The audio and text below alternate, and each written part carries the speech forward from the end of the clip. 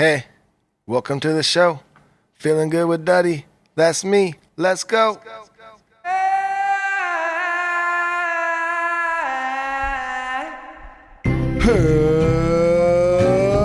Hi! Welcome back to the bunker for a special episode. It's number 72. Can you believe it? We made it. This is Feeling Good with Duddy, the show that points at the world, laughs hysterically, points in the mirror, laughs hysterically. I think you're on to us. We're perfectly even and fair, bipartisan all the way. Yeah. We've got a full show today, a big one. We've got a You Should Be Shot, a local radio review. This Song Sucks is back, and it's going to be great. And we have a Scary Zone, and we have a special guest in studio who we'll introduce you to quite soon here.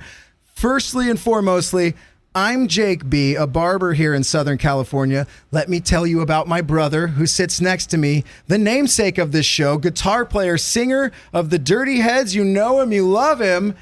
Duddy B. What is happening? That is right. We are back, episode 72, Feeling Good with Duddy.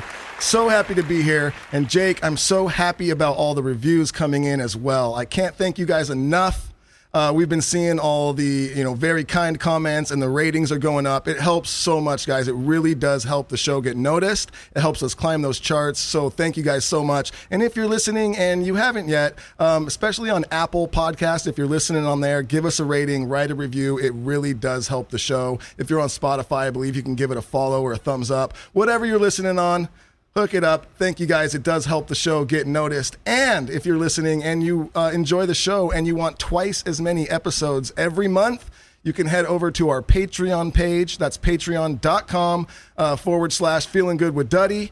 And you will get an extra bonus episode every Monday and lots of other fun things going on over there as well. So go on over to our Patreon and check it out.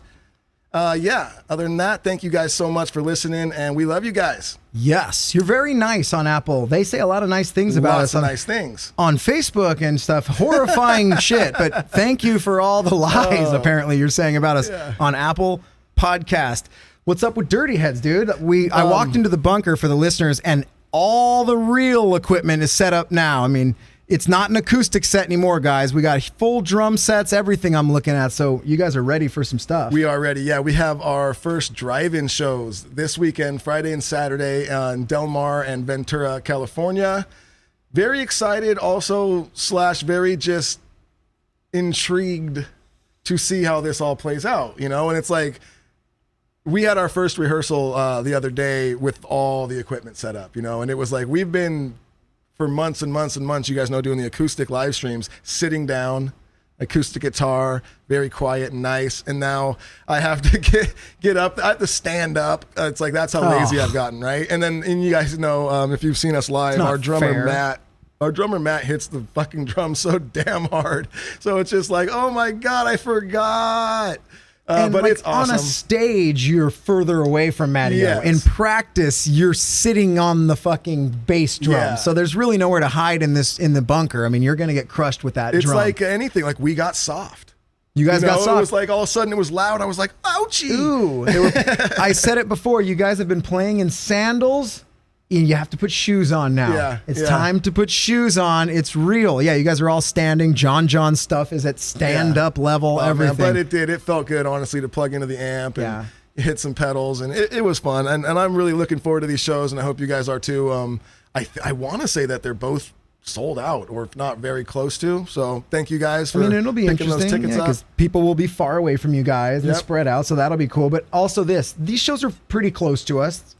Maybe an hour and a half to each So are you guys just going to drive separately? No, you know what? I just doing? found out because that's a lot. We're doing 2 shows a day. Yeah. And okay, I didn't know that. So to do 2 shows a day and then after the second show, like drive home that far, that's a long day. So we're just getting a bus for those 2. And it's funny though, I'm only going to sleep on the bus for 1 day. Yeah.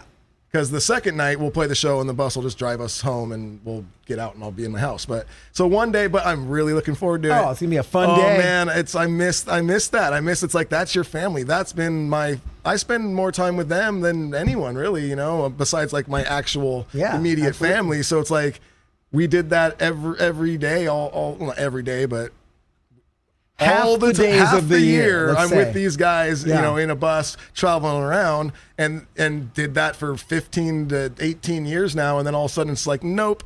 You're like, whoa, that's weird.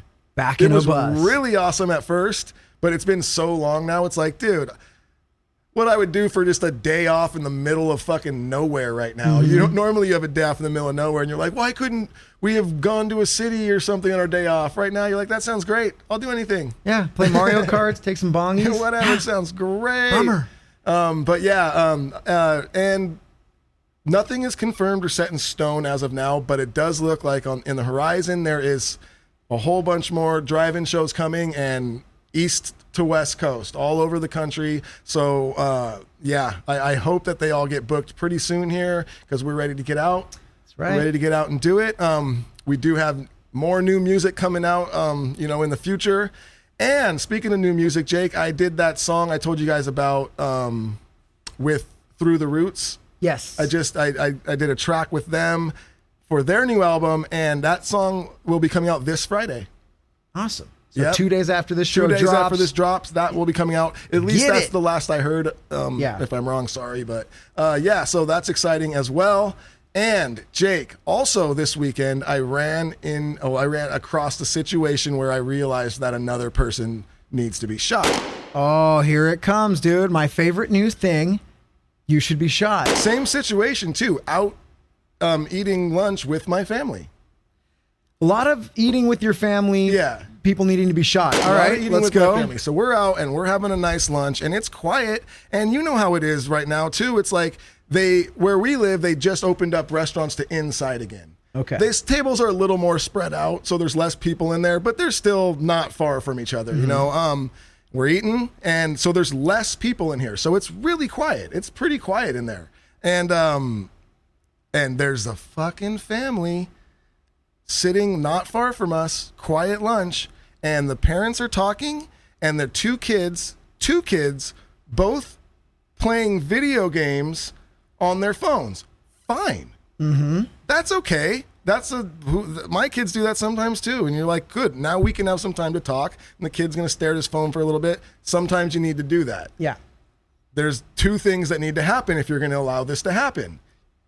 The volume either has to be all the way down, or you must have headphones on. So it's another volume infraction. I just don't understand the thought process behind how do you not hear that and realize, other people are probably annoyed by, two different games going on,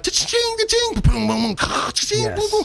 coins and things Yes. being shot and killed and games starting and music and like, what the fuck? So last week we introduced everyone to a Robbie. This was the Yes. guy that pulls up next to everyone eating on the patio with his car stereo bumping so loud and F-bombs and F-words, N-words coming out of the windows. Now we've got a child version of the same type of audio attack, except it's video games at the table turned up to 11. I hate this. They're on equal par with the Robbies, and I deal with it in the barber shop Oh as my well. God. When these kids cannot sit in a barber chair anymore without an iPad or a thing and a video game or a cartoon, and their parents always have it turned to 11, despite what every single person on the planet around them has to do. It's insane to me, Jake. And What it's did like, you do, Duddy? I was trying to kind of make little comments, so that maybe they would hear it, and just like, I would just feel that, because you could tell every other group there was like looking over at them like, are you kidding me? You're just going to allow this to happen? Like, it was insane and they just let it go. They just let it go on. And what kind of bummed me out too is that like the waitress would go over there and I was hoping the waitress would be like, hey, can you guys like, no, the whole fucking meal. And I should have That's said the something, and I waitress's would have, job. Look, but it's the my parent- kids were there, Yeah. so I didn't want to like make a scene. No, dude. So I was like, whatever. So it's the parent's job, obviously. Yes. But then if the parent fails, it's the waitress's job or the waiter. You got to do what you Some got to do. But manager to be like, hey, we can't have you guys just full volume playing video games in here. obviously the children shouldn't be shot, but the parents, Duddy, No, they don't know better. The They're parents should children. be shot. The Parents need to be should shot. be shot. And again, on You Should Be Shot is where nobody needs to die. I don't want to kill their parents. Then the kids would This not isn't have. The kids would not have parents. I Right. don't want that. an injury. in the hand. You're shot in the leg and in not a artery. We're aiming for spots that it's like you need to learn and know. Yeah. And it's beyond bringing it up. You're a scourge of society, these parents. Yes. They need to be shot so that they know. And then examples need to be made. So yes, I think from now on, we're going to judge the level of how much you should be shot. And I will let you know where you should be shot and with what type of gun. Yes. For this type of infraction, you should absolutely be shot, I will say, in the foot. I want you to kind of limp forever. That's the level of deservedness. So that's a big one. I will go for like the calf muscle, which will maybe make you never be able to really jump good again off that leg. If you're the type of parent that then also hovers. Okay, so here's my problem at the barbershop. What's worse? The kid playing the video game or watching the cartoons at full volume, or the kid doing that while crying in a barber chair while the parent then hovers telling the kid not to cry. Oh, yeah. Now you've got a 3-tier. It's the barber and then the cartoons and then the mom, little Johnny, please look up and no crying, the train on the thing. And then it's a triple thing. It's like when you walk by an apartment and a dog barks, but what's worse, the dog barking or the dog barking and the owner going, shh, don't bark, even though the dog will bark forever till the dog dies. This dog barks. Yes. So we don't need the owner then also telling the dog to stop barking. Yes. That's a double thing. So if you add the extra thing as a parent, I then shoot you in the calf muscle, maiming you for life from any athletic kind of exertion on that leg. Okay, so I think that's we're fair. saying calf muscle and not with anything crazy, like maybe like a 22. Yeah, dude, this isn't a 44 Magnum. We're not like rendering you fully useless, a gimp of sorts. Okay, and then in this bucket, I'm going to throw the same person because I can't do a whole nother episode on just this because it just falls into the same category. This person does the same thing, and they should also be shot. But I'm going to have a conversation on speakerphone out in public. Holy shit, Jake. It's really mainly noise infractions that we're doing so far on the show. And this is a double banger because this person should be shot. And this is the person who does the in-public speakerphone. He walks around and talks like this, Jake. And it is a he. I've never seen a she. It's a he, and it's the strictly phone. a male. You're talking into where you plug your charger in or your headphones. Yes. The screen is facing the sky. Yes. You're talking into where you charge your phone. Yep. It's on speakerphone, and you're usually saying things like, "Hey, baby, what's up, babe? Oh yeah, baby, I'm going to the club tonight." And go, "Yeah, well, DJ Robbie's going to be spinning, and yeah, that's you." And you should also be shot, but... Yeah, you're never talking to your child no. like, honey, well, it's going to be okay. Kids are mean. No. And you are not what they say. We love you. It's never that. It's always, I will meet you later and sex will ensue. Yeah, so all of those people should be shot. I think we all can agree, right, Duddy? And in next the time same you see place them with in the same public... guy. Yeah. Shame them. Pow. Shame them. Don't do what Duddy did and try to barely whisper. Just shame them loudly. Shame them loudly. Tell on them. Film them and send the video to us. There it is. Film them and let's start a page and a hashtag and we'll get rid of it never and we'll do a 5K. They should all be shot, right, Duddy? Shot. But we have someone right here on the set right now, Duddy, who should not be shot. That's right. Let's bring him on. That's right. So I'm going to introduce you guys to our guest. Now, this guest is a good friend of our very own Gentle Giant, and we've been trying to get him on the show for a while. He's a drummer. He's playing drums for Sum 41. You guys all know Sum 41. He's got his own solo album coming out. It's My War. We have on the show Frank Zummo. What's up? Welcome to the show. Yeah. Can I just say it's so nice to actually do something in person? Oh, right. I've literally for the past 6-7 months been doing so many fucking interviews on Zoom and press because no one is, doing things in person. So it's just so nice to actually have this, connection, hang, to not watch it back later and you're hearing all the fucking glitched, delays and all of that. Like literally I did an interview and went on a whole rant and then I pick up my phone. They're like, we didn't hear anything you said. I was like, that's we've done a few Zooms and it is harder to flow because you do hear those glitches and then it's like, there's a weird thing where when you get silent, I think the Zoom turns your mic off and then turns it back on when you start talking. So you miss a little bit of emotion in the Zooms. and just juggling, being home with 2 kids and trying to make the house quiet or arrange times that they could be outside. Like, Yep. it's so nice to do something in person. And to come from the Valley to Orange County normally would take at this hour 3 hours. Oh yeah. There was no traffic. It That's took amazing. an hour and 2 minutes like it was supposed to take. That's Like, amazing. Which just is what it another said. great thing. Yeah. And like the other great thing is to be in a room where there's fucking instruments plugged in and like mics and drums and shit. Like it's something we miss, which is awesome that you're getting to go do that again. And you know, it's all about pivoting in these times. That's 100%. we have to. We're living in a new world, and if we want to do what we want to do, this is the time to pivot instead of just like you know, sitting on the couch waiting for your manager to call and be like, okay, the world's open again, you can tour again. It's like, no, fuck no. We want to go do our art. This is what we need. You know, yes, it's been amazing to have this incredible quality family time and just time, you know, personal time and just time to projects and just all this shit. But it's something that's been part of us our whole lives. Totally. And to just have it ripped away from you, it's a big void missing. So You were talking to us before with Sum 41, I believe, right? You had like 3 tours lined up or something were that out, all just yeah. got. You were flying. I was about to fly out to to Mexico and got sent home. Yeah. We were booked out the rest of this year. We were in the middle of a world tour new album cycle, and we had been out for a year already. And the longest break I had was 9 days for Christmas. I literally flew home from Christmas radio shows on Christmas Eve. Then on January 2nd, I was off to Asia and Europe for 5 weeks, which is a long time to be away from family and stuff, which, you know, With a 2 and a 5-year-old, right? Yeah. Boys? Yeah. I mean, whew. Yeah. Those are important Yeah, years those that are go really quick. They go real quick. So it is weird. Duddy's talked about it a bunch too. Yeah, it's a blessing, of course, because you guys have all gotten to have a lot of time with your kids, and even me as a barber, I got shut down and spent a lot of time with my 1.5-year-old. So, but now you're itching. Like you guys are both itching to get back. Well, we know Duddy's going to go do some drive-in stuff. When are you playing drums again with Sum 41? I mean, with your album self-titled, like with your personal music that's coming out. I mean, I don't know if you have a band or a tour, or if you're just releasing it on your own just to get it out. With Sum 41, we're just, as of now, we're on break. Full hiatus. Our singer just had his first baby, so Okay. great for him to really get the dad thing down and have that time. And they're all in Canada and you're here, right? Yeah, I mean, he's in LA with me. Okay. The rest of the band's in Canada and New York.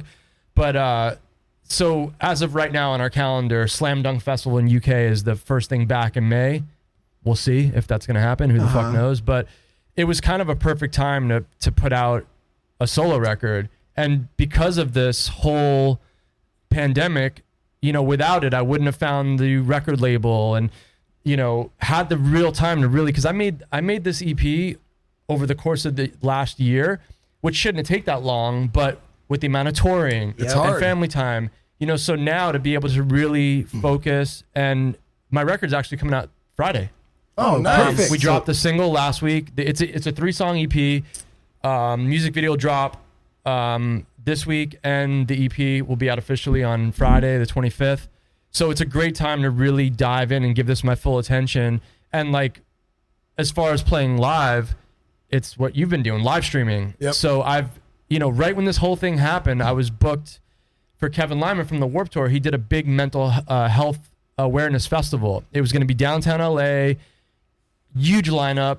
And Yeah, I heard about this. then they shut down, you know, concerts, but Kevin's like, we have to still do this because mental health is at an all-time risk now. Yeah. So we're going to do it from home. And I was just like, I can't do this from home properly. And I also don't want to represent myself that way in the solo project. And like, enough of seeing everybody on their couch singing, playing acoustic. Like Chris Martin was on the show. That's rad because you don't get to see Chris Martin in Yeah. sweatpants on his couch playing acoustic. That's cool. For me, it's like, I didn't want to do that. So I called my buddy who does all the big EDM shit. And I'm like, bro, how do I make this look like an arena show? And he's like, literally come into my buddy's warehouse. They do all the production shit.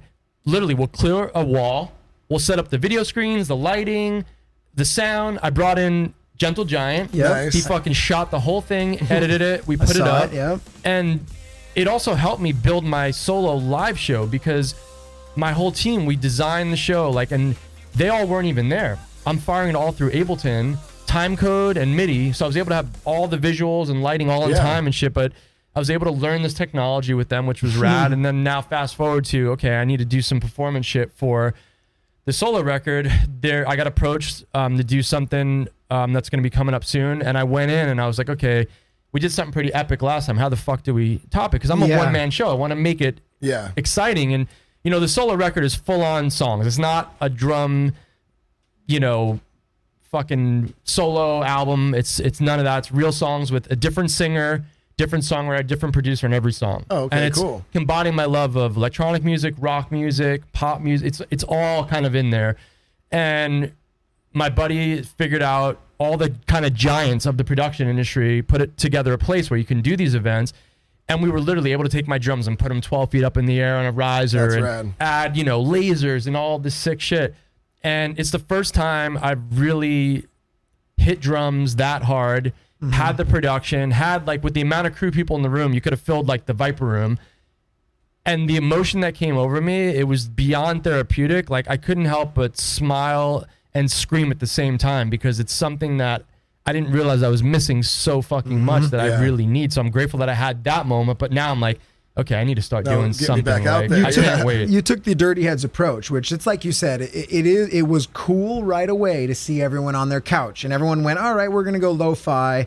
All the talk show hosts said, we're not going to cut our hair, we're going to grow our beards out and do our shows from home, and it was all part of this COVID thing.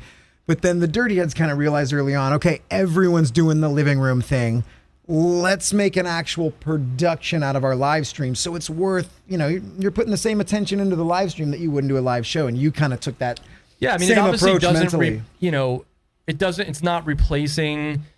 There's nothing like going to that live show and that release. It's a community. People go there, they leave all their problems at the fucking door. And, you know, obviously we hope that on a Friday night, you know, their family and get together, crack some beers, watch that concert with that production value. But it's as, you know, I guess in the world we live in now, it's as close as you can get. But like, obviously you're starting to see like, you know, cool bands start doing the drive-through shows because like we're not making any progress like for us to do what we need to do. So it's like, everyone's like, we need to make some shit happen. Gotta and figure do some something stuff. out. Yeah. I always laugh with Duddy. I'm like, the drive-in is like, everyone, it seems like an archaic thing, the drive-in, and now it is the future of like live shows, at least for the time being. Immediate future. You know how crazy, what a dinosaur. It's like, obviously, they dusted it off and it's ready, it's back. Obviously eventually we'll get back out there, but for now you got to just adjust with the times, and if that's all we can do, then that's all we can do.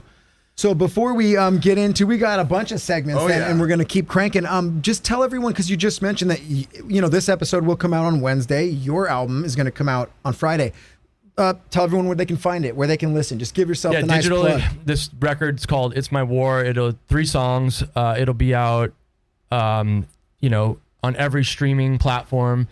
And the single, Edge of the Earth, is out now. We dropped that like on Alternative Press exclusively last week, which was cool. We kind of just dropped it on everybody, and there'll be something special coming out actually on Wednesday when the show comes out too. So that's awesome. Perfect. I'm on, and I got the label is Bite This, which is Jaws. He's a DJ. It's on his label, which they're mainly, until this point, they've been a DJ electronic based dance label, and you know, it's been cool to work with them as they're pivoting now to do other stuff and to kind of be at the head of this new, you know, way they're going. And it's been awesome, like working with a label who thinks differently than your traditional rock labels. And, you know, it's fun. It's been a great experience. And it's just, I was out doing solo shows for all these different workshops around the world to inspire kids. And like emo nights are really big. I was doing emo night shows. Like me and Adrian from No Doubt did one in Dallas. We set up in the middle of the Bomb Factory venue with a B stage and had the whole audience surround us. And we just built a DJ mix, and the both of us were drumming at the same time. And it was, the response we were getting was amazing. And I'm like, I'm not even doing my own music. And like, I've always wanted to collaborate with other artists.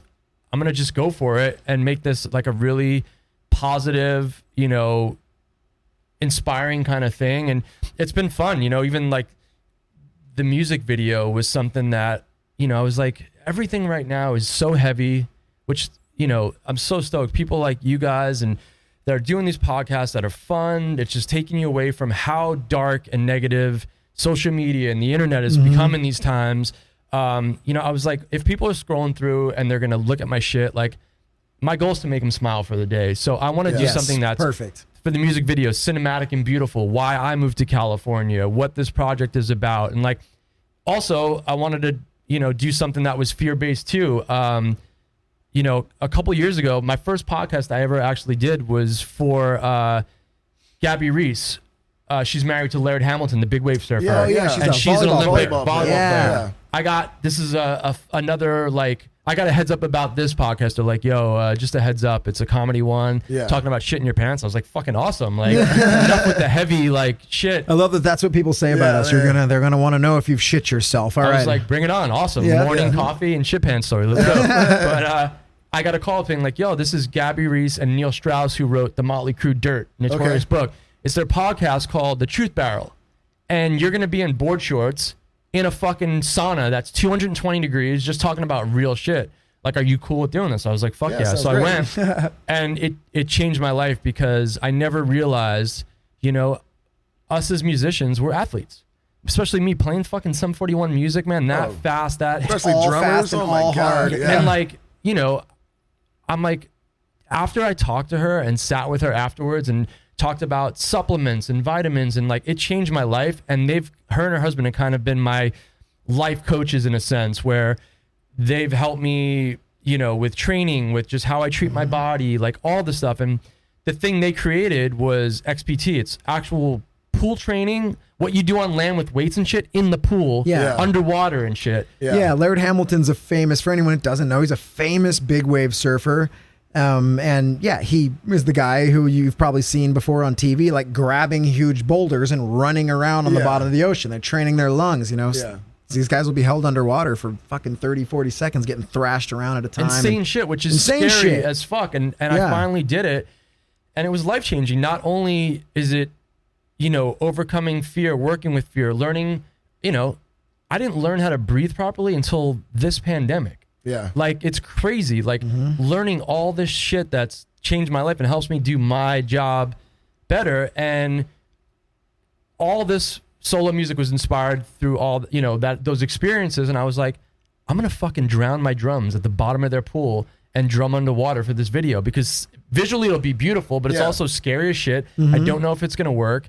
And we did it, and it worked, and it came out looking amazing. That's right. So I haven't even seen that. I want to see that. Yeah, that'll be That's out. Awesome. That'll be out this week. Oh, okay, perfect. And Laird's got a cameo in it too, which is nice rad. one. Sweet. So yeah, they've been a part of this whole journey, which is awesome. So That's you cool, learned man. how to breathe underwater and became a better person being on their show. And I think we might make you a worse person. That is, unfortunately, you'll have to go back on their show just to get back to where you were 2 hours ago before you walked into this bunker.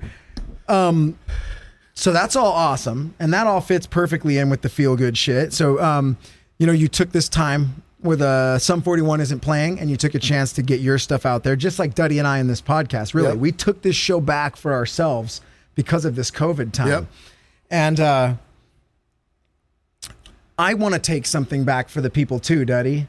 I could only imagine. It's local radio. I feel this is perfect because we have two guys that have been able to hear music that they've done on the radio, and will be able to hear music in the future that they're doing on the radio. Well, maybe not after this segment. Maybe not after this segment. Yeah, you guys might be both very much worse off after this show, but it's all right. It'll be fun while we do it. This is everyone's favorite local radio review. I've brought you everything I can bring you about KROQ, our local station. So many infractions, right? The 2-minute promise, where they continue to promise that they're only going to do 2 minutes of commercials, and they're back, but they do another one every 5 minutes in between Red Hot Chili Pepper songs. That's right. I started the Red Hot 182 game, where turn on KROQ at any given time of the day. 86% chance you're going to hear Red Hot Chili Peppers or Blink 182. It's 86% of the time, 100% of the time. I'm always right. You love it. It's your favorite. I've also taken a couple stabs at the morning show, if you can call it that, guys, and I'll get into that today. That's right. This is the local radio review. This is 106.7 KROQ here in Southern California. It's KROQ. We love KROQ. They play Sum 41. They play the Dirty Heads. They even played my band, and I don't even think we deserved it. So I love them on one hand, and when it comes to radio stations, they're the best. but they're also shit. And I'll tell you why. The morning show's under attack today. This is Stryker and Klein. Stryker is a nice guy. He personally played my band's music and gave it a try. It didn't happen. That's not his fault. It's our fault. The song was weird. But anyway, Stryker, God bless you for playing my band. So I love you. And now here's the deal. He's not funny. There's nothing that'll make him funny. I feel like if I hung out with Stryker and Klein at a bar, I would have a good time. They seem like good dudes. I like them. They can't be funny on the radio, and it's not their fault. It's the program director of the morning show. Let me tell you what a morning show is, guys, or what it should be. We're doing a morning show here. We're having fun. We're saying things that excite you. You can't wait to hear what we say next, because who the fuck knows at this point, right? That's why you love this show. Let me tell you about the experience I had this morning when I turned on the snake wagon. That's my van, and I drove it on over to the bunker. It's a 10-minute drive, okay? 10-minute drive. I listened to the morning show, Stryker and Klein, and I heard the cycle twice. Let me introduce you to the cycle. It's the 2-minute promise. Just 2 minutes. 2 minutes of commercials. Only 2 minutes, and it's back to the whatever the fuck we're going to give you next. 2 minutes of commercials. They come back from commercial.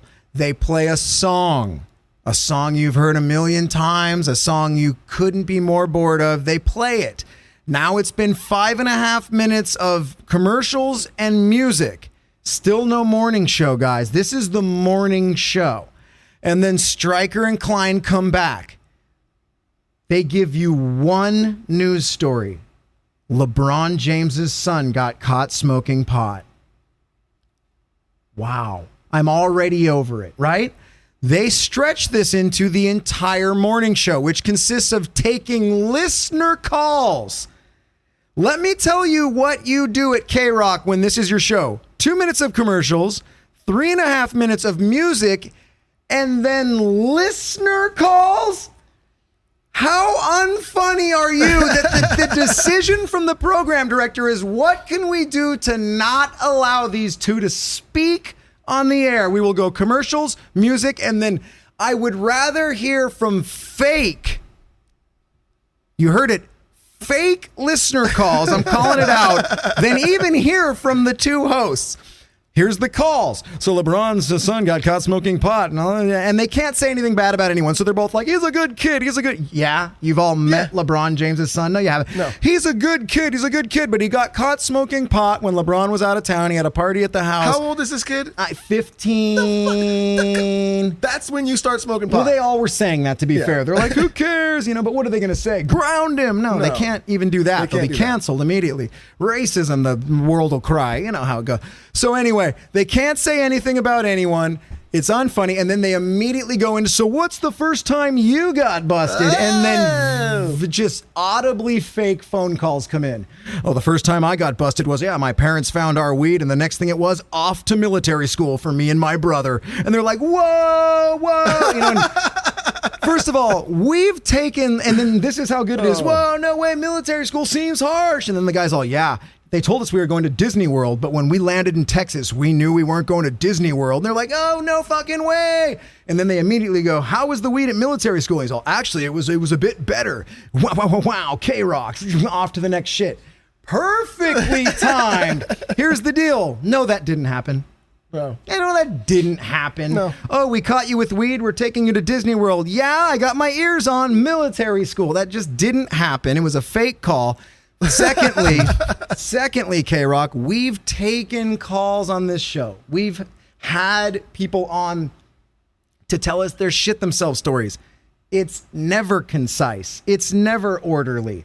It's people talking over each other and yelling and screaming, and it takes us 15 minutes to get through the story. They're great, but it's not that. Fake calls, okay?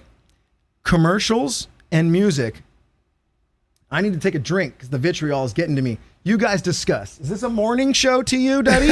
Go for it. No, well, it is exactly what you said. It's they have there's a program director. Here's the show. Right now in this climate, we are not saying anything about any which way we are leaning about anything. We are just going to get through this right now. Here's 20 songs. You can choose from these 20 songs to play them all, then replay them. And that's obviously the show. I know I'm putting you guys on the spot. These are two guys that probably need to really have everyone at KROQ really like them a lot. Yeah. And I'm really making it tough right now. But I'm helping KROQ. Maybe Stryker and Klein are hilarious. I just don't know. Yeah. I couldn't tell. Because again, and then after they did the fake phone call, guess what it was? Right back to the 2-minute promise. Come on back with the song. More listener calls. Not a lot of talk going on that morning show, guys. So radio's gone. It's over. If you turn it on, you will hear one of 3 songs. If you turn on the morning show, you're not even getting a morning show. I don't know what happened. I don't know where we go from here. I don't know how to fix this. The best I can do is continue to call out the problem and hope that I get hired in Duddy and we take over and we just say, we're going to do what we do, and then we're immediately fired and canceled. Yeah. I think I was back to Stryker and Klein. So I don't know if there's any way to fix this, but what I can do is I can roll right into a This Song Sucks. Play that drop. This song suckity-doo.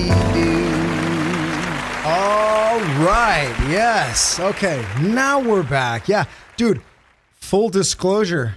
We took a break. Yeah. Yeah, I got really intense. You guys really got wild too. You guys got crazy. Jake says, oh man, my throat's really getting dry. Maybe this fan's making it dry. And I had to remind him of his 20-minute rant. Oh, was that it? And that's probably why your throat was dry. Yeah, well, you guys were really hurling some arrows at KROQ there. Danger for you guys. I have with nothing the future. bad to say about them. Yeah, that was, got dark, but I brought them back to the light with a little pep talk and just a little analysis on home life. And I think we got to some things and we cured it, but I'm glad we got through it here. Everyone's better and happy and stoked, except for... Uh-oh.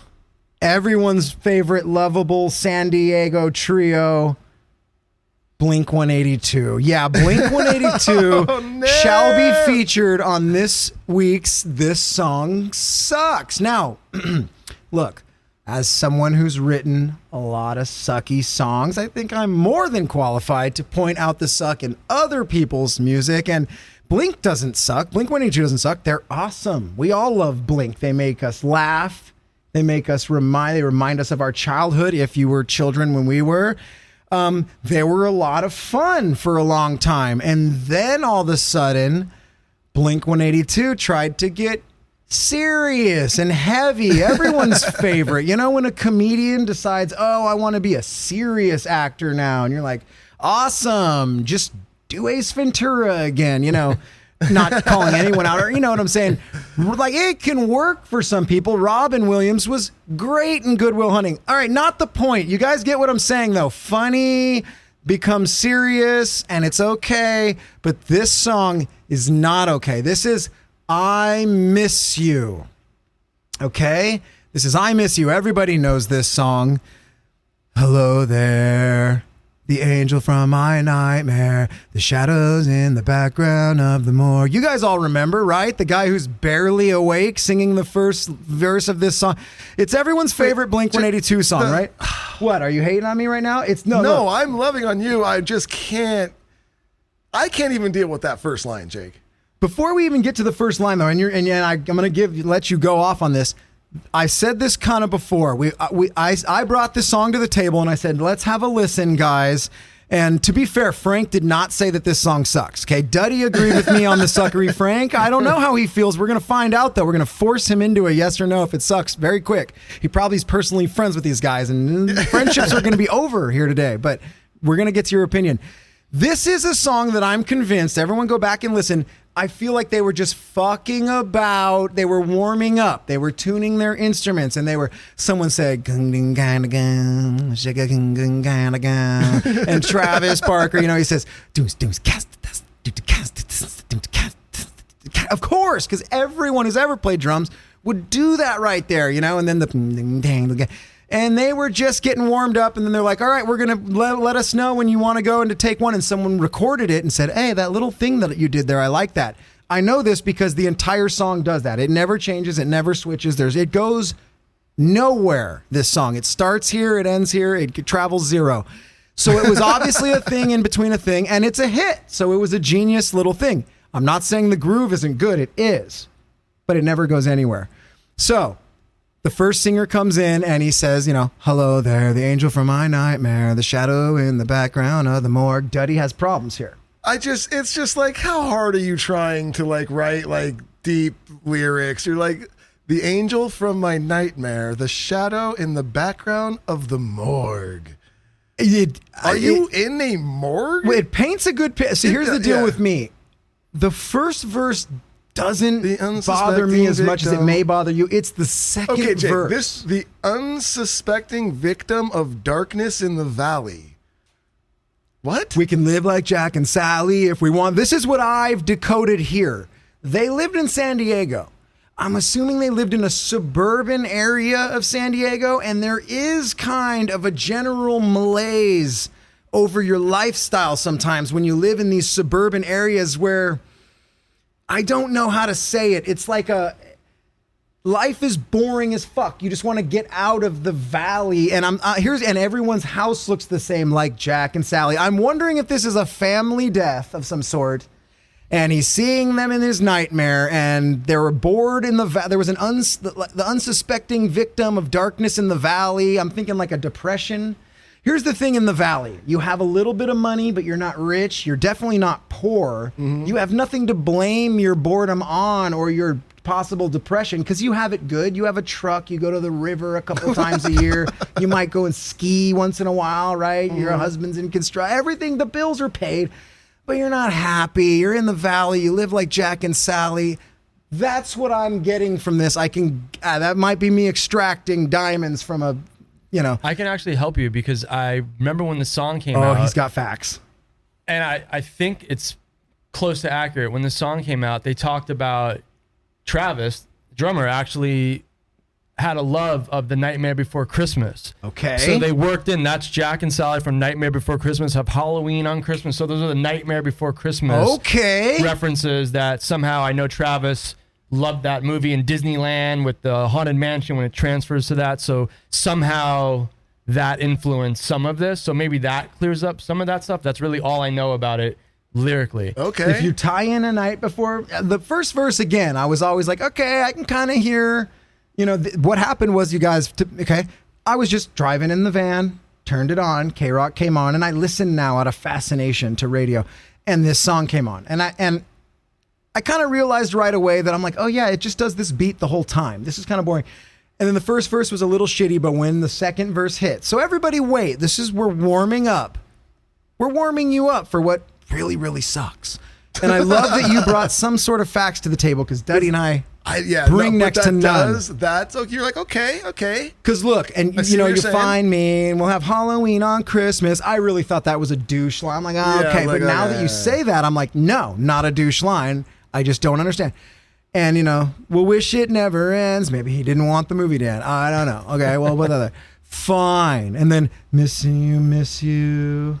I miss you. Right, again, it's just a jam they were playing in between songs. This isn't supposed to be a song. They were shocked when this was a hit. Yeah. That was one of those ones. That's the single. All right, I thought it was the one about anal sex, probably with them. I don't know the album. But anyway... The song continues to creep and you're bored, but you continue on because it's like when Metallica cut their hair and changed. You're like, you're interested, but it's not good any longer. It is because it's Metallica, but it's not good. That's what this was. It's no longer fun. We're not having fun anymore. This is terrible, but Metallica cut their hair, so we want to hear and Blink who's serious now. Then... it still makes you feel like everything's serious. You had the low voice and you're feeling fucking somber. These guys are deep with their bangs in their face. Everyone's buying into it. Then the second verse comes in. And this is Tom DeLonge now, right? Yes. Who we all know is a nutter at this point. We'll get back to that. It's shocking the way he attacks his verse. It's a shocker.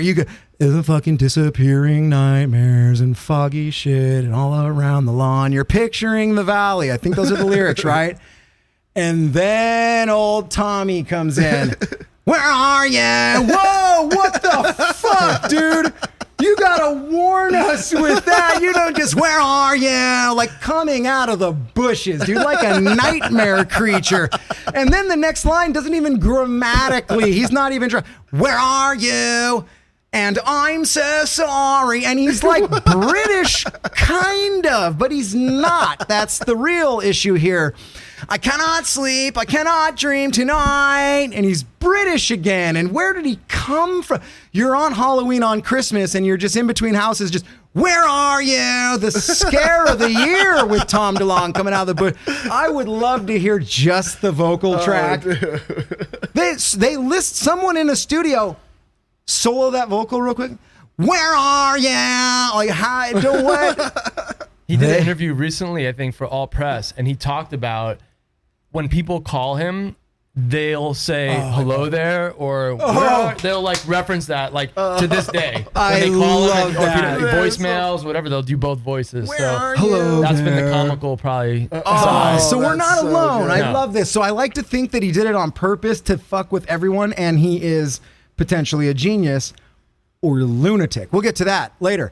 Where are you? And I'm so sorry. I cannot sleep. I cannot dream tonight. I need somebody and always. Who taught him words? This is definitely, I think he did get abducted by aliens and lived on an alien planet for a long time. His English is off in an alien. Maybe an alien wrote these lyrics and actually sang it. I'm Maybe I'm an starting- alien was there and it wasn't him. kind Who of knows? sounds my God. like it could be true. He wrote it out like, where are you? He didn't have the, I'm so sorry. I cannot sleep. He wrote it out right, but the alien, Yeah. they're trying to be human. And I'm so sorry. Improper use of and, but you're from Mars. We digress. Yeah. So the six strange dark, comes creeping in so hotly every time. But, these lyrics, fine. They don't make sense. They're alien. They're crazy. It's nuts. It sets him up for his future of an alien thing. But this is the lyric that I've always loved since day one. Okay, first of all, none of this makes sense here. And as I started counting the webs from all the spiders. So he's not saying spiders, really. He's saying the webs. Yes. Catching things and eating their insides. The webs don't eat their insides. The spiders might, but The webs from all the webs spiders. catch the spiders. The spiders then weave another thing Yes. around them. Right, sure. Yes. So again, maybe an alien misunderstanding. But this is my favorite. Catching things and eating their insides. This is the next line. Someone wrote this.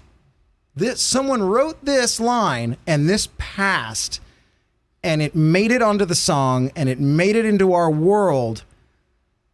Like indecision to call you. That's like something that you're saying when you don't know what the word is to say. Like I didn't know. It's like indecision to call you. That's like when someone doesn't know. He wrote it and they did it, and he did it like indecision to call you and hear your voice of treason. So I don't know what he's talking about. Do you have facts on this one? I don't. Nothing on this one. Well, no. So he's saying that the indecision to call her is eating his insides, like the spiders from previous line. Fuck. He's now. I think I'm dumb now, and he's the best. This could be true. Oh, no. This is terrible. No, he's not. So like indecision to call you. So. Keep in mind, I'm making fun of this. That's my favorite line. Who else would ever write that? Nobody. Like indecision to call you. And I get what he's saying. Everyone's held a phone and been like, it's a movie trope, Yeah. right? People are like, hi, Mr. Johnson. So glad that you're going to take me for this job. And, they're like, oh, no. They practice calling. They're indecision to call you. The spiders, Duddy, they're eating their insides. Yes. I'm starting to think he's a fucking Van Gogh. He probably is going to cut off his ear and send it to me. I accept. Yeah. Anyway, this song is weird as fuck. And this is where it gets bad. The rhythm hasn't changed. The rhythm doesn't change. This was just a 4-bar loop that they fucked off on in between songs. And someone heard it and said, that's dope. And they looped it for 3 potentially minutes. And someone came in and they said, this sounds somber. And they wrote all the shit that they wrote. The producer's the star here because nothing's happening really too much. Nothing's making too much sense. There's the shock of the, where are you? It's an M. Night Shyamalan level twist when you get there because you've been lulled to sleep. And then, where are you? You're like, okay, it's a new movie now. And the words get weird. And then the song doesn't change. So after this crazy lyrical mess right here, spoken at a voice that, you know, Gollum is more soothing at this point. Okay? Don't waste your time on me. You know, you're already, everyone knows the voice inside my head. Yeah. I miss you. I miss you. They do that 8 times and then they leave town. In between it, a violin cello orchestra plays. Now, I have not checked this out. I haven't looked into it. I don't know. I believe off just what I heard on the radio once a few days ago when I cited the song sucks. I believe it is the same producer that produced the Green Day's first song. When 100%. Green Day did this twist, and potentially same cello line. Because that's all that happens. All of a sudden, the time of our lives. We had the time of our lives. Yeah. Yes, I hope you have the time. Every graduation So, ever. Every band's got the switch. Sum 41's a fun band. I don't remember them switching. They keep it fun all the way through. I could be wrong. But this is the switch, right? This is where Blink-182 started smelling their own farts a little bit, everybody, and started taking themselves a little seriously. And that turned into Angels and Airwaves, which had some interesting things going on about it, but was hyper pretentious. Dude, I saw them live once, and here's one thing I don't like. When you tell the crowd that this is a special moment that they're in, they kept going, this is a special time and we're all here right now and all of you should be understanding the world is coming in on an oyster and the vibes are here and we're about to, and I just kept going, dude, play a fucking song already. So they started to get that way here, and then we watched The Travel. Oh. Now I hear they've kicked out Tom DeLonge because of this verse. Well, he's been out for a long time. He has been. Because of this verse? Yeah. Well, you know what's always funny to me too, Jake? Because me and Jared always say that we will never do this, but like, because we're two singers too, but we won't sing on a song together that's about a girl. So are they singing about the same girl or are they singing about different girls? Because, you know, nobody knows what Tom's singing about here. Where are you? And I'm so sorry. I don't know. And then here's another thing. That's good. He never actually says head. He says yed. Listen to the song. Voice inside my head. It's you can't hear head. It's yed.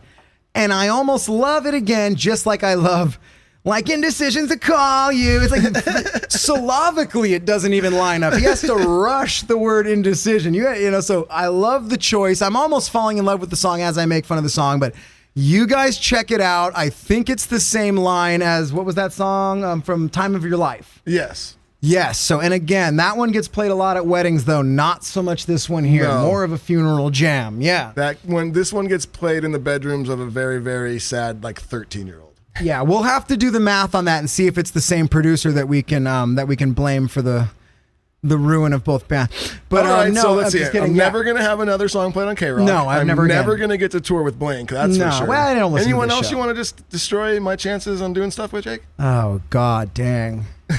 There's plenty, but we'll get to those in future episodes. I'm for sure not getting that huge Metallica tour that the Dirty Heads were going to get. Oh, Metallica. They have a good sense of humor. You guys remember the whole Napster thing? They're fucking a joy to be around. All right. That was This Song Sucks. Play that drop. Suckity-doo. All right, boys. Okay. Have I made it kind of a little funky in here for us all today? Jake, why don't we go ahead and give your vocal cords a little rest for a second? Okay, that's probably and fair. Let's get into something a little more fun. a little more lighthearted. And let's give our guest a chance to talk there. Ooh, Jesus, I know. And I apologize. That was a lot. My head hurts. That's how hard I went in right there. I'm stoked to be out of the house. So I'll listen to your rants all day long. Okay, thank you very much. You're a nice person and a good man. We need you on the show because Duddy's a real dick. All right, Dud. Yeah. What's coming up next, buddy? Oh, man. So this is one of our older segments. We haven't actually had one of these in a while. I'm very, very excited about it. This is a scary zone. Yes. And Frank has a scary zone story for us. So let's get into it. Yeah, I mean, I thought of right away. It's the only, I'd say, creepy paranormal experience I've ever had in my life. You know, with Street Drum Corps, who's this crazy Blue Man Group stomp percussion troupe that I've had for 16 years that I just run it now, and we have all these troops out. We do our biggest event every year is Halloween. So we do all the Not Scary Farm and all the theme parks across America and Canada. Awesome. So I'm in haunted houses a lot, you know, when they're being built. And so that shit doesn't freak me out as much as like you would think, because I'm kind of just immune to it now. Mm-hmm. But when I was on tour with Street Drum Corps, we played, I'm sure you've played there. It's a known haunted venue, the Eagles Ballroom. Oh, yeah. It's across from the Jeffrey Dahmer Hotel. Yep. Like, there's just weirdness. And supposedly there was like Was that the rave before? It was the rave, right? Yes. It's the Eagles Ballroom, the rave. Yeah, yes. dude. Multiple venues in there. Creepy swimming pool at the bottom. Yes. I've never been in there. But it was, you know, load-in time. And I'm in the general public restroom because, as we know, in the mornings in venues is the cleanest place to go. They're clean. No one's in there. I'm the only one in there. I'm finishing up in the stall and I hear somebody walk in. I can see, you know, underneath who's like walking in, and I don't see any feet. And I hear somebody loudly come walking. It's echoing because it's a big, loud bathroom. Yeah. I open the door. There's fucking nobody in there. And I go to the door, and now it goes into the big ballroom where you could clearly see if someone was there, they'd be right there. There was fucking no one. Wow. And it just it creeped me out. It gave me a feeling like, okay, this is something. I don't know what it is, but something walked in and walked out, and it was nobody from the tour or staff because I would fucking see them. Yeah. And it was just, what a creepy way to start the day. I think I stayed in the tour bus the rest of the day. Oh my God. Yeah. And that venue, it's a creepy old ass building, and it's known for just like, right when you get there, like all the workers are like, yeah, this place is haunted. If you guys want, after the show, we'll take you on like a little haunted tour of the place. So like immediate, and it just has that feeling and that vibe when you're inside of it. You're like, yeah, this is old. Some weird shit has definitely happened here. And there's stories of weird shit happening there and people dying, and it's haunted. So it's like, yeah, that would be creepy as it is like a 3-level place. And the bottom level is an old indoor swimming pool that is just trashed, graffitied to hell. This whole indoor swimming pool room is just broken and beaten and decayed, and it looks and feels very gross. On the very first Dirty Heads tour, you guys played there, Sublime with Rome. I was there, and I remember John and I went out and hung out in that swimming pool room. Oh, yeah. Jared, John, and I went up the elevator to the top. That's supposed to be haunted. Very creepy.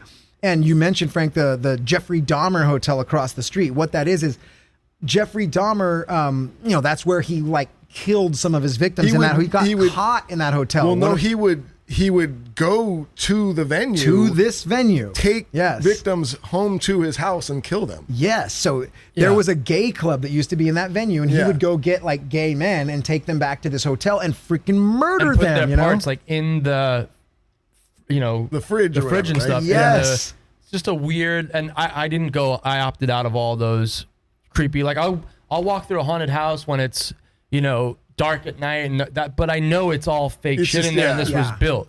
But like that kind of shit, I'm out. We just when we were on tour on our headliner last fall, one of the venues somewhere in America, same thing. They were like, "You want to come underground and do this tour?" I was like, "Nope." And the crew went. They came back on the bus saying crazy shit. I was like, going to bed. I'm good. I love that shit. So anytime we do any of those old venues, because there's a lot of venues that you'll play where they'll be like, dude, this place is haunted. Here's the story of why. And if you want, after the show, you know, we'll walk you through the fucking attics and shit and creep you out. And I always do it. And we're so dumb. This is what we do. We like download like the ghost detector app. And we're like, oh, there's fucking one over there, bro. Oh, yeah. That's genius. It's like, wait, and also, if you're not into that, what a way to make your vibe weird. Because this is our home for the day. We go in the dressing rooms, we move our shit in. It's like, to have that feeling all day, if you're not into it. If you're just scared of that shit. Some How about people you are tell me when we're absolutely done? not. When we were on tour with you guys the past summer, the Dirty Heads, when we had our 3-day stay in wherever it was, Providence, Rhode Island, that was a super haunted hotel, the Belleville. Something, I think it's called the Belleville. Anyway, it was a very haunted hotel in Providence, Rhode Island. Is that the one that like it was a mobsters and shit? Yes, it's tall. It's got even creepy things in the windows upstairs that they hang out. And the singer, I was touring at that time. This is a long time ago with the new number 2, which is George from the Beatles, his son Danny's band. Oh, cool. And he woke up in the middle of the night and freaked out, thought he saw somebody. I think he literally went to the bus to sleep after that. Like, nope. But he had an experience there, and I was like, yeah, it was all gangster, old school shit happening there. Whatever. Lots of people dying. They say that town is super mob run. Oh, They say even when we were there, they're all, even today. Yeah, it's like secretly, it's still very like the mob built that city, and there's old stories of all sorts of shit. I think it's the Belleville, it's something in that area, so you can find it. Yeah, it does. But Red, who's a guy that our listeners know, Red. He would not. We were there for 3 days. I think it was 3 nights we were there. We had like a big off days, a bunch of off days. And he would not sleep in the hotel. Never did. Slept in the bus by himself, like 2 miles from the hotel under a freeway overpass where our buses were parked. I remember. Worse than the fucking hotel. It looked like Judgment Night, if anyone remembers that movie. Some creepy overnight stays in the bus before where you're like, damn, this is the perfect setting for a horror film. Yeah. Most cities, they can't park them, so they have to go to you're some out in the remote outskirts, and sometimes you're literally parked underneath like a freeway overpass sitch where there's just like bum towns right near you, and you're just like, cool, we're just out here in this bus, just giving it out to anyone too. Like last summer when we were under there, we started talking about it. I was like, there needs to be a horror movie. This could be the premise. Yeah, you're a band on tour. You wake up in the middle of the night to go take a piss or something, and one of the guys walks outside and realizes we're in the middle of fucking nowhere. Yeah. And maybe you just see a couple people that notice your bus a little bit off in the distance. You get back inside, and then you realize there's lurkers, and then that's the movie. You're in this tour bus, and there's lurkers everywhere. You got to get through the night. Yeah. It's like usually at a lot of venues too, like parked in front of the Warfield in San Francisco. It's like you need to bump bus call up and get out. Because you hear people trying to get in the bays, junkies, and whatever. It's like, I don't want to be sleeping on here. And there's some sketchy moments. Quick story, talk about the craziest shit that's ever happened on tour. We were just doing our big European tour, January, February. We had a day off before the Paris show. So the whole band, we get dumped in Paris. Our bus has to go somewhere else. He actually had because there's crazy laws about driving and shit and brakes that you need in Europe. He was under one of those 24 hours. He couldn't touch the truck semi driver. So he was in, because you can't obviously in Paris put a semi. He was in a truck stop for 24 hours in the morning, goes to the truck. He's pulling into the arena in Paris, and he's pulling into the security gate to get, to the loading dock and shit, and starts hearing in the truck, in the semi truck. What the fuck? No. So venue security, they all open the back of the semi truck, and like 15 migrants come running out of the back of our semi truck, and they're all yelling, "We're free!" And they go running off, and we saw the surveillance footage of it. So what happened is there's crazy shit going on in France, because these migrants are coming over from Africa or whatever on inflatable rafts, and they get into France. They pay the mafia. It's this whole thing to get them onto trucks and illegal things to go into UK, where they have better chances at survival and all this shit. So our semi-truck had UK plates, so they thought it was going to UK. The fucking truck never left France where they were. So these guys spent 24 hours locked in. So these guys professionally unlock you. They put them in with just a backpack with supplies, lock them back in. They hope that they're going to be on the ferry or whatever and wake up in UK. No, they didn't even leave. So they spent 24 hours in our semi-truck. Thank God none of them, deceased or anything crazy. Yeah. They went through all of our cases, not looking to steal gear, for survival. Yeah. So your wardrobe cases are always the last thing on the truck. Yeah. All of our wardrobe, there's some stylish looking migrants running around. Like, thank God, my shit, because I barely plan anything because I'm a drummer, and that's not going to keep you warm. But like all the dudes, Jackets stage clothes, and, boots, Doc Martens, like everything gone. So, it's loaded on a big sold out para show. Our crew has to deal with spread out gear all over the fucking truck. My guys didn't have stage clothes. It was just a weird, but it was also like a sad thing to see. Like, this is what's going on. And they didn't even make it. No. They didn't That's even the make bummer. it. They're all going to get caught. They're going to and probably realize get- soon. They're going to be like, fuck, we're still God damn it, we here. It's just crazy. We live in a world that this shit's still happening and going on. It was It's like more of crazy. a sad thing than like, who cares about your fucking shit getting stolen? But Europe is a funky one too. Everything is heightened and a little scarier in Europe because we're just not from there. And it's, here you're surrounded by a bunch of states and everything agrees on a general law. Over there, it's just like, dude, you're in a different country every damn day and you don't know the laws or the language sometimes or the style or anything could fucking happen. Yeah. We've protests all seen going this on in France every weekend. Yeah. Since last summer, we're in some small cities and there's big protests going on. And, here it's obviously now big time. Yeah. But Sketchier over there, I was at the moment. experiencing it there that literally we were going to do it. We did a pop-up club show the night after our arena show. And there was a big protest going on in the street by the venue. And our crew was loading in and someone threw like a concussion sound. Mm-hmm. And it didn't have shrapnel or anything to hurt, but it was like a loud enough sound that our crew freaked out. Our fans were waiting out front. They threw everybody in the venue to make sure they were safe. And we're like, we're not playing the show. This is not safe. cool. And of course, the promoter's Sketchy. like, this happens all the time. He wants that show. We're like, dude, we're not doing the we're show. good. This is not safe. We're out of Yikes. here. And we bounced. We had to leave. We were just like, this is not safe and cool right now. Yeah. You're like, we all saw the Eagles from Death Metal thing.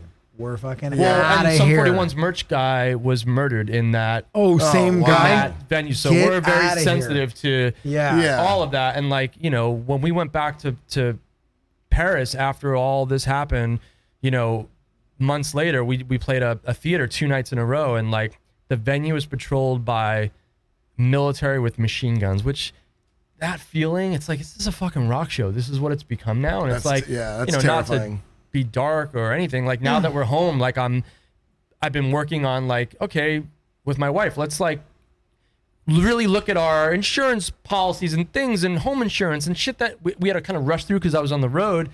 And I'm like, life insurance is so important because I'm like, you would never think we go to bed almost every night in a moving bus. Yeah.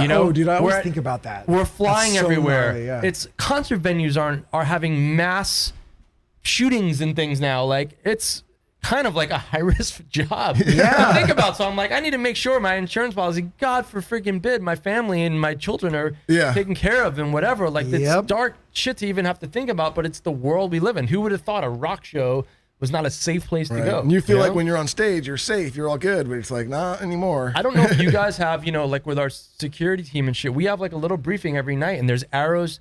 We call it the, oh shit, out. Where's the out? Because sometimes you stumble in these venues, you're not paying attention. You get lost If there's so an quick emergency, and- where do I go? We actually have a quick little chat with our head of security, and then there's green or pink gaff tape arrows to the fucking bus. I like to a that. safe Smart. place. That's a good You idea. guys should do that I'm going to too. start doing that. I like that. They You know? do not have the oh shit talk. No, we don't have It's the time oh to shit start having well, who even knows when we get Yeah, you need to we'll have see. an oh shit line out of the fucking drive-in. Yeah. Let's get I would used love to to it. have that meeting again. That means we're doing That shows means we're again. doing Exactly. shows again. Can't wait for the next oh shit meeting. Yeah. That means things are happening. Well, dude, that's a perfect segue. Those are all horrifying stories, even the real life horror that we kind of got into at the end there. And all worthy of a scary zone. Glad to bring that back. And that leads us perfectly into, I say this about every segment, and it's true every time. Everyone's favorite. You love it. It's your favorite. Here it comes. Conspiracy query. Duddy, tell them what this is. This is a conspiracy query. This is not a conspiracy theory. I'm not saying I came up with this. I'm not saying I do or don't believe it. I'm just simply asking if you believe in conspiracy queries. All right. Well, let's see. What do you Today, have for us we today? have a fun one. It says that why singing Happy Birthday hand washing song can spread COVID-19. This comes from the New So York we all know Post. they Trust told it. us okay, we all got to wash our hands for 2 minutes. If you're washing them, it's got to be 2 minutes. The happy birthday song takes 2 minutes to sing. So they told us all to sing the happy birthday song whilst brushing our teeth. Well, it says not to be a party pooper, but the happy birthday song may be the latest COVID casualty. Despite early advice to sing happy birthday while hand washing to ensure sufficient cleansing, health experts are now warning that the song may be a particularly potent vehicle for the spread of the COVID-19. Wow. Here we go. We can't get anything right. Come on. Researchers at Lund University in Sweden observed the trajectory of aerosols emitted by 12 people singing 12 different songs and discovered that the consistent heavy lyrics such as the hard P's and B's of the birthday song send comparatively more droplets into the air. Wow. So first of all, Sweden researchers, best researchers on earth. You can trust and that. obviously the most bored researchers. But we 12 people though, and 12 songs. They really threw out a net.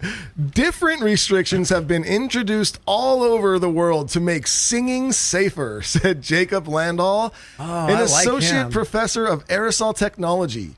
While previous case studies have revealed super spreader events seemingly caused by singing. Super spreader. I love that. Oh, I love it. And this too. This is my husband, Jacob, whatever, Lundahl. Yeah, no, he's a professor. Oh, a professor of what? Yeah, aerosol technology? Yeah. This is the best part, Jake. Here's the next thing. Is he really a professor? It says, while previous case studies have revealed super spreader events seemingly caused by singing, here we go. At the end, it quotes, there has been no scientific investigation of the amount of aerosol particles and larger droplets that we actually exhale when we sing, the author said in another statement. Oh my gosh. What? In one article, the article's only 3 paragraphs. Yeah, it's not that's why long. we chose it. In the first paragraph, it says, yes, for sure, we did all these studies on this. Well, 12 people, 12 songs. 12 people, 12 songs, we did the studies, and then the last sentence is, 12. There's really no scientific proof. We didn't really do anything. So they're saying happy birthday has so many P's and so many B's in it, and P's and B's spit out more things. So danger. That's only if there's everyone in the bathroom with you as you're washing your hands, or in the mirror looking back. Who's brushing their teeth just at people? Yeah. The only time we would have any of those interactions is us with our little children, because you're making sure they brush their teeth, right? Our hands. But I'm not doing that. No. And especially now, everything is so segregated. Even at Whole Foods, there's like plexiglass in between the sinks, and you could sing happy birthday to your cashier and it wouldn't matter. There's plexiglass. Wait and a who's second at here. their house still happy birthday? Is it hot enough, honey? To you. I said brushing your teeth. We're talking hand washing. I don't know what I was talking Duddy about. keeps going, who brushes I was Nobody thinking brushes their like, teeth and no, sings. they say that same thing like that's for 2 kids minutes. to brush their teeth, yeah, it but should like be you're as singing long in your as that. head, obviously not. But gotcha, washing your Duddy. hand is different. I got those mixed up. But still. Yeah, but still. Who's really in their bathroom? Happy birthday. Like you are a psychopath if you are in your bathroom washing your hands singing happy birthday Good out Lord, loud. these kids are going to think it's their birthday every day. Confusing. Well, this is a fun one. I mean, this is a fun one. I love when they tell you something. It's like, eggs are good for you, and then eggs will kill you. Which one? Which is it? Eggs? It's either. I just, I guess we're just. Do you believe that singing happy birthday spreads more aerosols than other songs? Oh, that was a dumb one. So dumb. Dude, I love it, dude. I'm feeling good. That made me have fun and feel good. I will say though, when people do sing happy birthday, it kind of makes you feel good, Jake. Especially when it's your birthday, buddy. Yeah, they do. And speaking of feeling good, we have some sponsors on this show that make us feel great. And first and foremost, Coy Cbd. We love this product. I talk about it all the time. Matter of fact, I've talked about it on every single episode ever because they've been our sponsor since day one. We love them and we love their product. I use it every single day. I've talked about it. I take the drops every morning. I love how it relaxes me a little bit without making me tired and just kind of gets you in the right mood to start the day. But recently, I've been loving we always talk about the balm. They have the rub-on balm if you got aches and pains in your joints or whatever, and I use it a lot on my hands. From playing guitar, sometimes my hands will get cramped up and whatnot. I put some of that balm on it. It's great. But recently I've been they got a new product. It's a roll-on almost like an icy hot type roll-on, but it's packed with Coy CBD. It smells delicious. It like cools you, gives you a cooling effect, which is great, and it, like all their products, it works freaking amazingly. I've already given a couple bottles to friends, and I didn't bring you guys bottles again. I'm the worst. Speak to me any longer. I'm the worst, and I've gotten calls from the two people. Again, with the two people, they've both hit me up and were like, "Dude, thank you so much. That should help me so much." They said, "Dude, thanks, man." Jake's roll-on they were supposed to give him is, oh my god. Jake will never know the feeling that I feel, the joy. But honestly, man, if you are someone out there who's got like joint aches and pains or whatever it is, and you're taking a lot of over-the-counter pain medicine, give CBD a try and give Coy CBD a try, because it is the best, and I think you're going to love the effects, and it's much healthier for you. So go to KoyCbd.com and put in code FEELGOOD at checkout, and you will get 20% off your first order. Slam bam. That's right. And also, another sponsor is Plug-ins Keychains.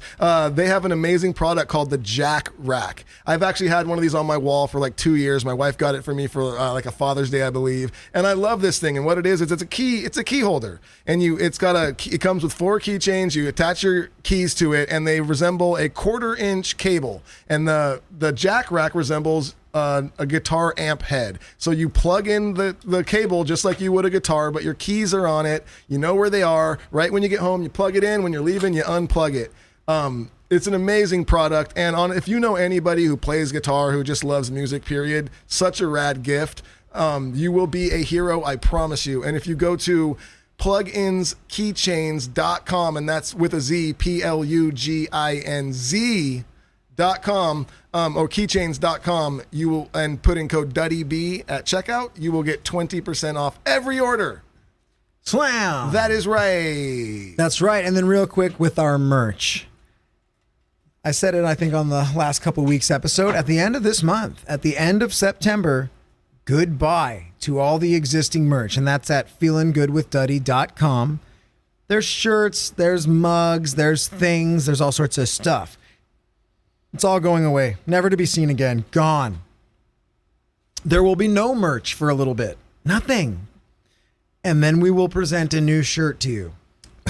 And that will be there for a limited time when it does come out. That's all future talk, but I'm just letting you know, you've got like one more week to get anything you may want on our merch site, and then gone forever, never to be seen again, forever. All right. Yeah. We did that. We did that. And we are going to get into the Q&A right now, but one more quick little, guys. People have been asking me about the Bloody Duddy. Bloody Duddy's coming out. Already got the design. Red absolutely killed this one like he always does. We're going to start the pre-sale of those probably within a week or so look out for that. And also, there is lots of the old Feeling Good with Duddy merch that we took on tour with us, like leftover merch. I have it up on the Cutlass brand website right now, and it's like dirt cheap. It's like cost what we got it for, like shirts and hats and everything. It's like $10.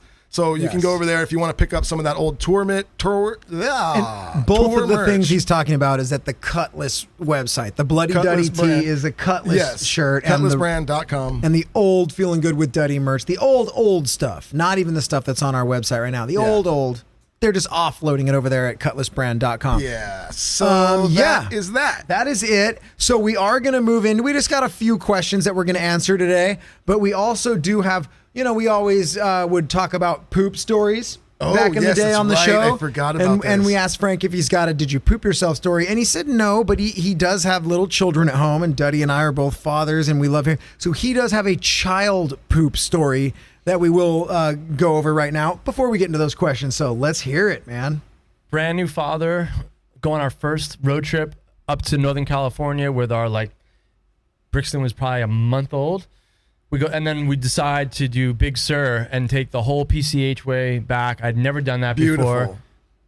The whole way there, sun was great, no issues. The way home, we literally leave Big Sur, and we're driving, and he has a blowout of all blowouts in the car. Oh, yeah. So we pull over to a truck stop, and it was so bad that my wife is holding him out, and I'm stripping him. We had to throw everything away. I'm stripping him, trying to wipe. It's a disaster and a half. It's not cleaning up. It's a disaster and a half. And the almost best part none of it was in the diaper still. Was a dad pulls up to us, who's older dad pulls up next to us, and just looks at us, and he just looks at me and goes, I remember those days.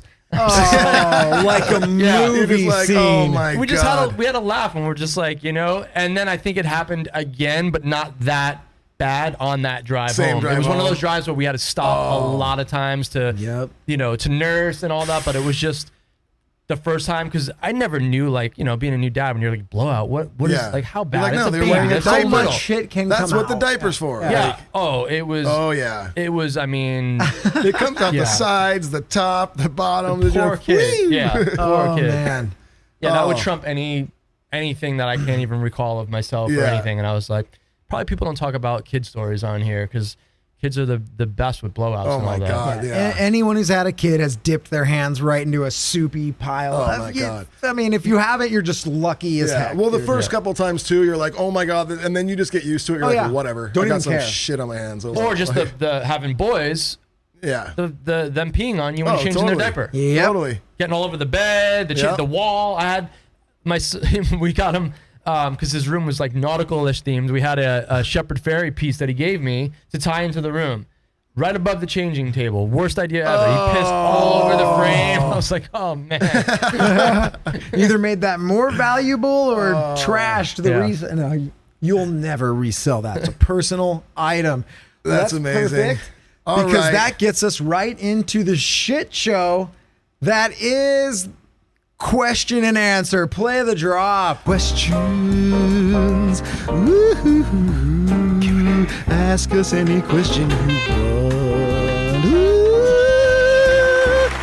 All right, we're back. And Okay. Duddy, we just got a few little bangers Just a couple, here. we We're got out like the 4 or back door. 5, and then we're Yeah. donesies.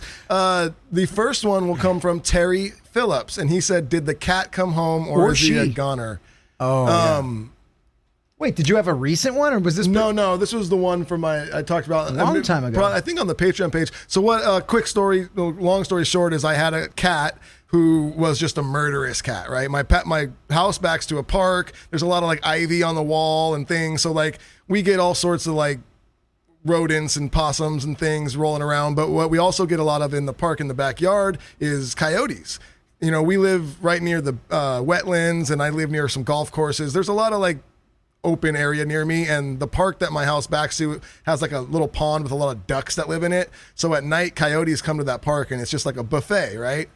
But also, if your cat's gone in that neighborhood, it's because a fucking coyote ate your cat, right? Yeah. And it's funny. It's not funny actually, but I'll see like missing cat sign, and you're like, dude, if your cat wanted to come home, it would come home. I saw a missing cat sign in Idlewild You're last like, week. no, I'm like, dude. you're in the mountains. That cat ain't cat's coming back. Gone. Cats know how to get back, and if they want to come back, they're coming Yeah. back. So, and I had talked about it on one show where, he was an awesome cat, but what had happened is he had obviously found like a possum family just had babies, and he found this nest. So for like 5 days straight, I would wake up, and in the morning there would be just a newborn dead possum like right outside my back door. Yeah. And if you Horrible. haven't seen a baby like newborn possum, like look at it. It's actually fucking adorable. They're not like look it up, you'll see. So I saw these, so I was just like, holy crap, like you are such a murderous cat. And he's brought home so many more things. He kills stuff all the time. That's his favorite thing to do, is to kill stuff.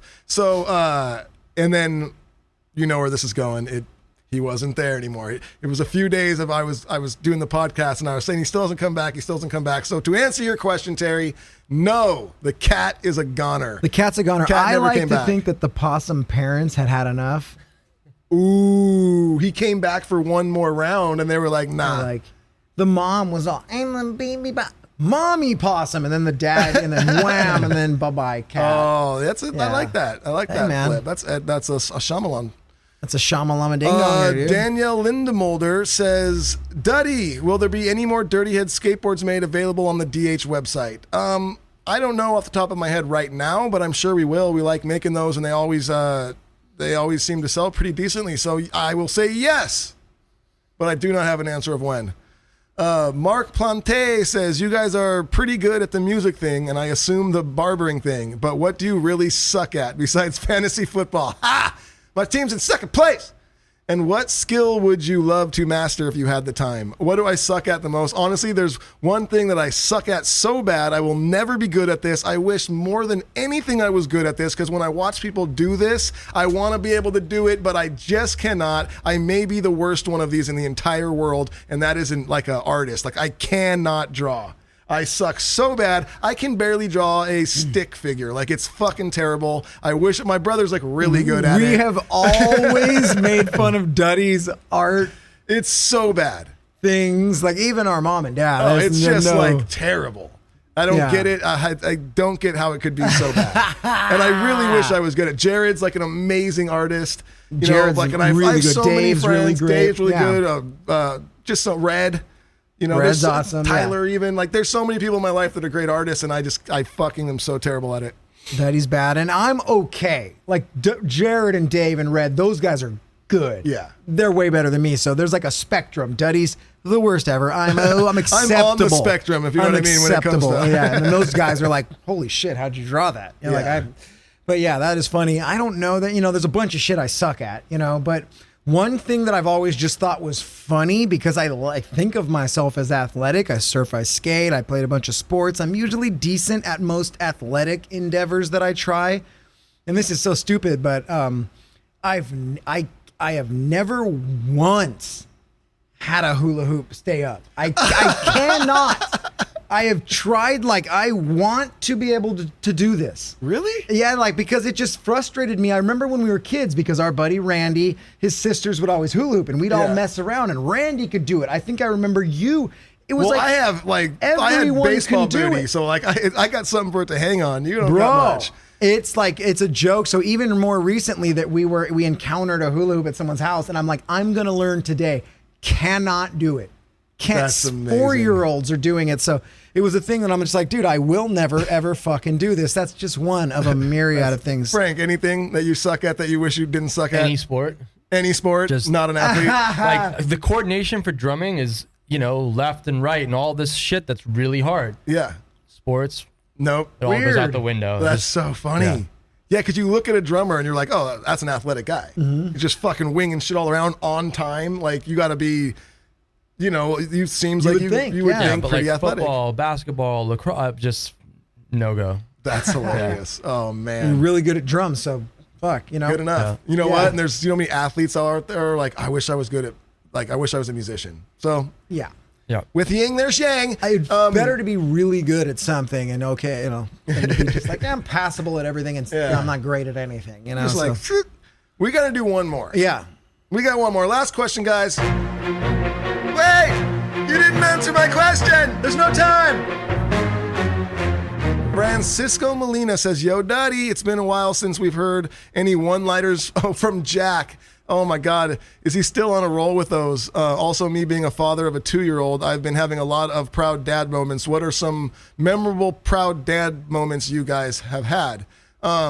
Wow, that's funny. Jack is always on fire. My son, if you, it's been a while since I've done a Jack quote. He's had some amazing ones. Frank, like my son, he'll say stuff sometimes. Like he did this one where he's like, we were out on a boat and he was jumping off the roof and he's like, the real question is never give up. And he jumped off the boat. You're like, that sounds great, but what does that mean? Almost makes sense. He Like, said one time too, he said, Dad, he was doing something weird. He goes, Dad, on a scale of 1 to 10, how many people do this?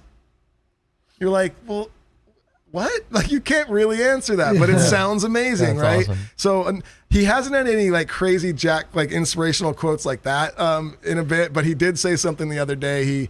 We were talking about like a juicy booty and he was like, oh yeah, like Mom, she's got a water booty, a little spanker butt, like, ooh, water booty. a water booty is a juicy booty. That's Dude, his that word could be for a hip-hop Yeah, water song. booty, water booty. So that's that. And any Your proud mama got dad a water moments? booty. Yeah, many. I will say, and this is actually almost Coming like in on a, Porky. That Oh, was come- another that one. He was- drove the lane with the basketball. Coming in Porky. coming in Porky. No, but proud dad moments. Let's see here. With Jack, honestly, I've been super proud of him. Every time I go right now to his jiu-jitsu, and at the end they like spar and they roll around. He's just come so far in this year that he started this jiu-jitsu, and I just watch him in there, and he loves it so much. He tries his freaking heart out every single time. He leaves that place just red-faced and dripping sweat, and he's just like, Even when he like beats the guy or vice versa, they get right back up, they high five, they hug, and they go right back at it. And I'm just like, yes, I freaking love it every time. And with my daughter, this is on like a little bit more of a somber one, but my kid's great grandma just recently passed away. Like not recently, but I'd say maybe 5-6 months ago. And my daughter wanted to really play a song at the funeral, like at the, you know, reception before the funeral, or what do they call that? The service, I guess. Yeah. So, and this was in great grandma, Mexican family. So there was 200 people at least in this building and full, and her name was Gloria. So she learned the song Gloria on ukulele, and she sang it like right when everyone sat down, like first thing, my daughter played and sang the ukulele and sang Gloria. And it was so amazingly beautiful, and she did not miss a fucking note. Like you did not hear a sound the entire time she was playing it. And when she was done, you just heard the whole room just go like, whoa, just like, we like took the air out of the room for a second. Yeah. You felt it. It was like, damn, that was powerful. That was a huge proud moment for me. Thing. Yeah. Yeah, and then I mean, your proud moment is you saw how much your son could actually shit, and that was your proud moment. I mean, come on, as a father, you're like, that's a lot of shit. That's my boy. Yeah, so I don't know. With little Jack, dude, with little Rocky boy, it's the skateboarding stuff right now. Probably it's because he's so young. He can't talk yet. He's just learning how to do most things. But the fact that I was able to get him to ride a skateboard, that was the coolest thing. I let go of his hand, and this dude just goes down. He cruises. You can see the video if you go to my Instagram. It's a few videos back, but this was like at 1 year and 2 months, and this dude is standing on a skateboard and just sending it down a thing, and I'm just going, stud. But hopefully he'll have some awesome moments too, like your kid's coming up, dude. Shit, anything for else? You? You want to shout? Now you've told us about your son shitting himself. You want to give? Your kids are very young. What, 2 and 4? 2 and 5. 2 and 5. Almost 2, almost 5. Okay, almost 2, almost 5. But yeah, just in these couple months that we've been home, I would have missed all these moments. I got to see my oldest. He wanted his training wheels off, and he was determined. And a week into it, he's cruising, riding a bike. I got to see that and be part of that and help him, which was amazing. That's a big one because that's scary at first. You're just like letting them go, and you're like, they're gonna fall a bunch of times right now. Totally. And he was just so determined. I mean, even yesterday we went for a walk, and I live in a canyon, so there's no flat roads. Yeah. So it's all uphill or downhill. And it's the first time he's ever taken his bike without training wheels. And he went down one big hill a little too fast, and he ate shit and got right back up, with a little bruise and all, but he's, and did it again. I was like, dude, I'm proud of you for being brave to do that, getting back on it. Yeah. And I've watched him, I've taken him to swim class every week. He's swimming now. That's awesome. He's learning to read, and that was pretty proud. I FaceTime with my mother the other night, and he read to my mom. That's amazing. So like, this is the shit that I would have missed. And then the baby, he's talking now, like, which is crazy. And he's about to be 2. So I'm grateful to have these moments with these little kids. That is so important. And they need their fucking dad, man. They need their dad. Totally. It's like, it's before we had kids, this is what we've done our whole life. It provides for them, but at the end of the day, they need their father figure. They need their dad for this shit. Yeah. And our wives are the rock stars. Yeah. To do this on their own, to take care of a home, pets, children, like cooking, cleaning, like it's a lot. And I'm grateful that I can help my wife out now because she's working too. Yeah. So, it's just that real 50-50 partnership that I've missed out a lot on. So it just makes me, when I leave again, even more appreciative of what our wives do. It's very, very true, man. Well, great note to go out on. Yeah, that was great, man. You guys were really negative on this episode. Yeah. And that's really nice that we can bring it around. I've never seen you lose your voice during a rant before. Wow. Dude, I was fired up. Anything else? Like, where can people find you if they want to? Just at Frank Zummo on all socials and all that stuff. Yeah. Right on. We'll put links to like your new music coming out and all that when this comes. And solo project coming out Friday. Everyone get ready. And by the way, the owner of KROQ is waiting by your car right now. Yeah. Oh my God. Get to thank me, dude, for fucking What you didn't know is they call him Stryker because his stand-up game, dude. You're about to get fucking lit. I'm about to get struck. luck. All right, guys, we love you, man. Have a good one. Thank you, everybody. Peace.